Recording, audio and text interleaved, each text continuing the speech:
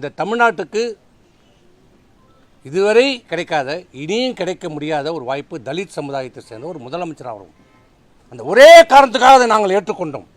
ஒரு தலித் சமுதாயத்தை சேர்ந்த முதலமைச்சர் ஆகட்டும், வரட்டும் என்று எங்களுக்கு அதில் சில முரண்பாடுகள் இருந்தாலும், ஆனால் ஒரு தலித் சமுதாயத்தை சேர்ந்தவர் முதலமைச்சர் ஆகட்டும் என்ற நிலைப்பாட்டில் அதை சொன்னோம், அதை வற்புறுத்தினோம். அதை நடைமுறைப்படுத்துங்கள், அதையாவது ஏற்றுக்கொள்ளுங்கள். முடியாது, நான் தான் முதலமைச்சராகுவேன், அதை ஏற்றுக்கொள்ள முடியாது. ஒரு தலித் சமுதாயத்தை சேர்ந்த முதலமைச்சராவதை நான் ஏற்றுக்கொள்ள முடியாது. இன்னும் அவர் சொன்ன வார்த்தைகள்லாம் சொன்னால் நல்லா இருக்காது. அது பல்வேறு பிரச்சனைகளுக்கு வழிவகுத்துவிடும். அதை நான் சொல்ல விரும்பவில்லை. சமுதாயத்துக்குள்ளே ஒருவரை முட்டிவிட பார்த்தார்.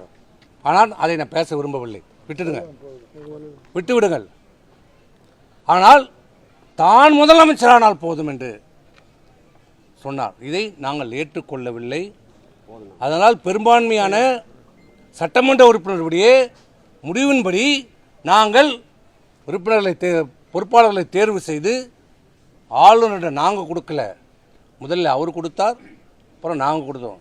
எப்போ அந்த சபாநாயகரிடம் கொடுத்தோம், சபாநாயகரிடம் கொடுத்தோம், எப்போ கொடுத்தோமோ அப்போதே கட்சியிலே முரண்பாடுகள் வந்துவிட்டது, கருத்து வேறுபாடு வந்துவிட்டது, பிளவை நோக்கி சென்று கொண்டிருக்கிறது என்ற நிலை உருவாகிவிட்டது. எப்போ கருத்து வேறுபாடு, கொள்கை வேறுபாடுக்குள்ளே கட்சிக்குள்ளே வந்துடுதோ அன்றைய தேதியிலிருந்து பொதுச் செயலாளருக்கான அதிகாரம் முழுமையாக பறிக்கப்பட்டு விட்டது.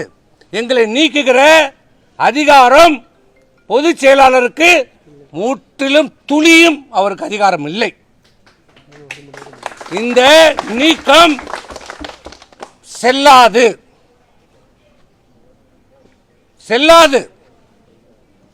அவருக்கு அந்த அதிகாரம் இல்லை.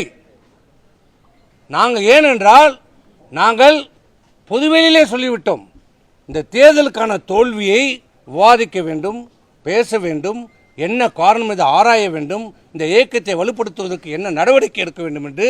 அதற்காக பொதுக்குழுவை கூட்டுங்கள் என்று உங்களிடம் கோரிக்கை வைக்கப்பட்டு விட்டது. அதற்கு பிறகு பொதுக்குழுவை கூட்டுங்கள் என்று சொன்னது பிறகு எங்களை நீக்குவது என்பது சட்டத்துக்கு, கழக சட்ட விதிகளுக்கு புறம்பானது. ஏனென்று நீக்கிறீர்கள்? பொதுக்குழு கூடினால் நாங்கள் வரக்கூடாது, கேள்வி கேட்கக்கூடாது என்ற ஒரே நோக்கம். அதுதான் பொதுக்குழுவிலே நாங்கள் கலந்து கொள்ள கூடாது என்று. நீங்க என்ன கடவுளே தடுத்தாலும் பொதுக்குழுவிலே நாங்கள் கலந்து கொள்வோம். இது எங்க கட்சி, அனைத்து இந்திய அண்ணா திராவிட முன்னேற்ற கழகம் என்பது எங்கள் உயிர், எங்க ரத்தம். பொதுக்குழுவிலே எங்களை கலந்து கொள்வதில் நீங்கள் இல்லை, யாராலும் தடுக்க முடியாது. நாங்கள் தான் எந்தெந்த பொறுப்பில் இருந்தோமோ நாங்கள் தான். உங்களை மாரி எடுத்தோம் கவுத்தோம் என்றோ, யாரையும் தேவையில்லை என்றோ நாங்கள் நினைக்க மாட்டோம். எங்களுக்கு தேவை இந்த அனைத்து இந்திய அண்ணா திராவிட முன்னேற்ற கழகம் ஒற்றுமையாக இருக்க வேண்டும், ஒன்றாக இருக்க வேண்டும், பலமாக இருக்க வேண்டும், வலுப்பெற வேண்டும்.